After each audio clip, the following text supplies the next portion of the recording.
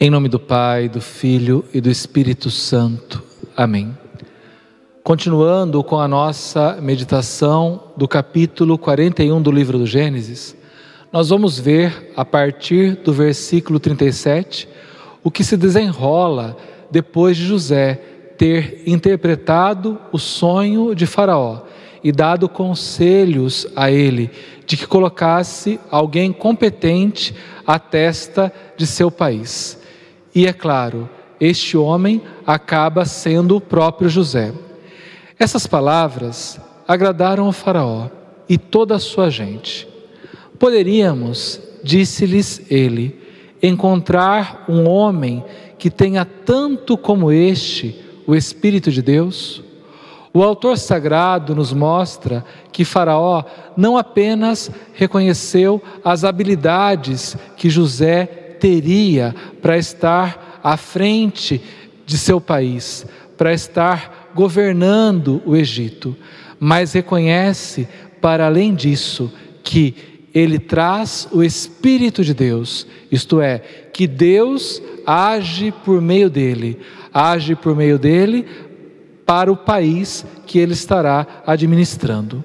E disse em seguida a José: pois que Deus te revelou tudo isso, não haverá ninguém tão prudente e tão sábio como tu.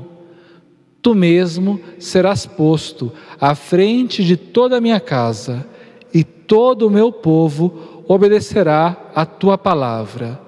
Só o trono me fará maior do que tu. Só o trono me fará maior do que tu. Então José tem autoridade suprema, menos a sucessão dinástica, isto é, ele jamais se tornaria rei do Egito como Faraó o é, porque Faraó reserva para os príncipes, isto é, para seus filhos, a sucessão dinástica. Tem autoridade suprema, menos o trono. Vês, disse-lhe ainda: eis que te ponho à testa de todo o Egito. E o Faraó, tirando o anel de sua mão, pôs na mão de José, o anel que trazia o brasão que identificava a Faraó. Logo, José agia em nome de Faraó, porque trazia consigo a sua identificação, o anel que Faraó lhe havia dado.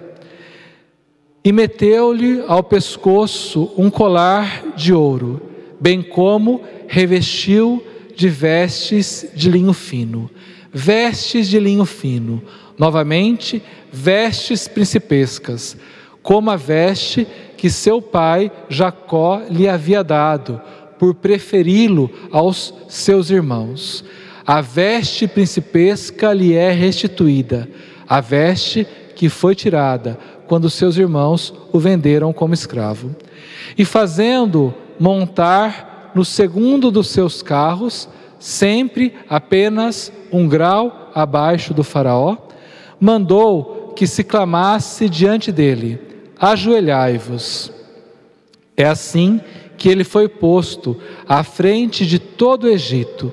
E o Faraó disse-lhe: sou eu o Faraó, sem tua permissão não se moverá a mão nem o pé em toda a terra do Egito. Ajoelhai-vos.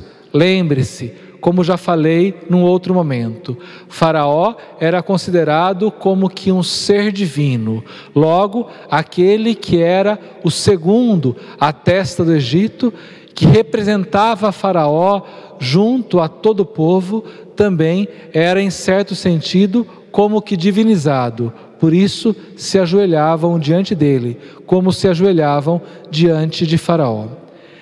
O Faraó chamou a José Safanete Faneque e deu-lhe por mulher a Zenete, filha de Putifar, um outro Putifar, não aquele que o encarcerou. Este Putifar, sacerdote de On. Recebe um nome novo, Safenete Faneque, e recebe uma esposa egípcia. Recebe uma esposa, antecipada ao serviço que vai ser prestado, porque ele ainda não tinha começado a administração do Egito. Isso nos faz lembrar o quê?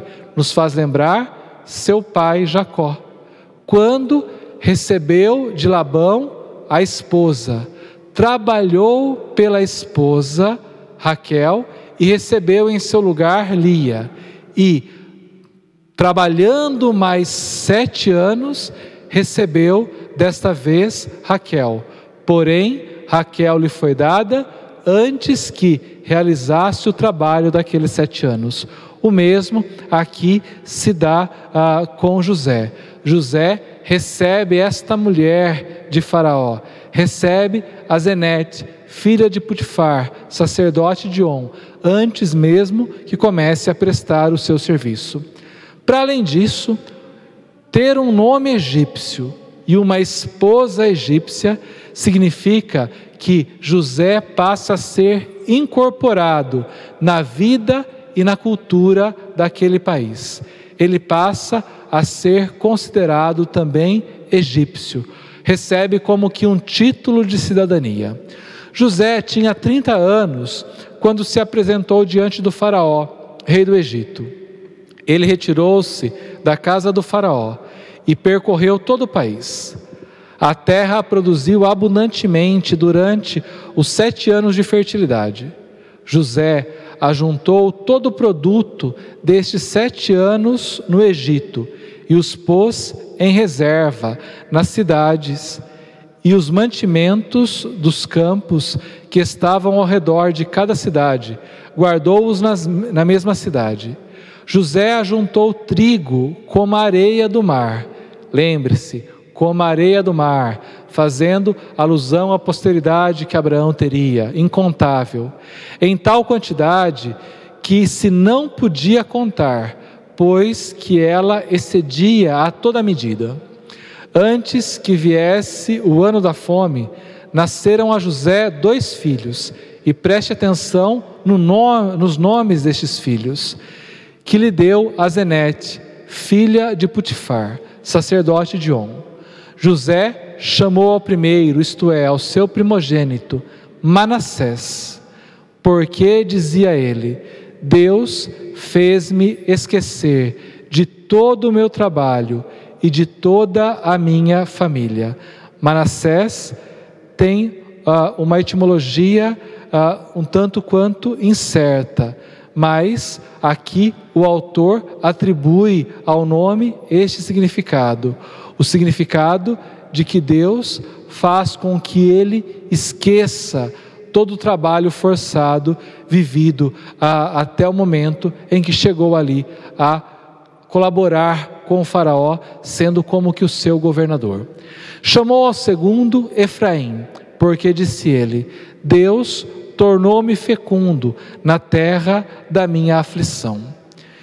Efraim e Manassés, ao contrário de Safanete, Faneque, que foi o nome dado a José, e de Azenete, são nomes hebraicos, não são nomes egípcios. Por que José dá nomes hebraicos aos seus filhos?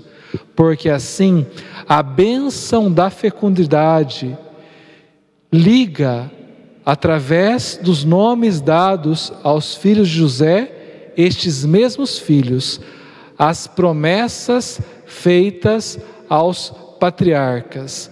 Liga especialmente esses filhos, Manassés e Efraim, à promessa da terra prometida. Então, o que está dizendo aqui o autor sagrado, em outras palavras? Que, embora tenham nascido no Egito, numa condição muito favorável, ali não é o seu lugar. Vão voltar para a terra que Deus preparou para o seu povo. Tendo acabado os 7 anos de abundância que houve no Egito, os 7 anos de miséria começaram, assim como tinha predito José. A fome assolou todos os países, mas havia pão em toda a terra do Egito. Em seguida, houve fome também no Egito, e o povo clamou ao faraó, pedindo pão. Este disse a todos os egípcios: ide a José e fazei o que ele vos disser. Faraó não dá a ele mesmo grãos aos egípcios e àqueles que lhe pedem. Ele recomenda irem até José. Assim se entende que José não recebeu poder para si, mas para servir, porque através do poder sobre-humano de interpretar sonhos, de ter a sabedoria necessária para conduzir o Egito nos anos de bonança, a fim de que tivesse reserva para os anos de penúria, ele serve os povos circunvizinhos e também os egípcios, salvando-lhes a vida. Como a fome assolasse toda a terra, José abriu todos os celeiros e vendeu víveres aos egípcios. Mas a penúria cresceu no Egito, e de toda a terra vinha-se ao Egito comprar trigo a José, porque a fome era violenta em toda a terra. Peço a você que, preparando-se para a nossa próxima aula, faça a leitura do capítulo 42 do livro do Gênesis. Desça sobre vós a bênção do Deus Todo-Poderoso, que é Pai, Filho e Espírito Santo. Amém.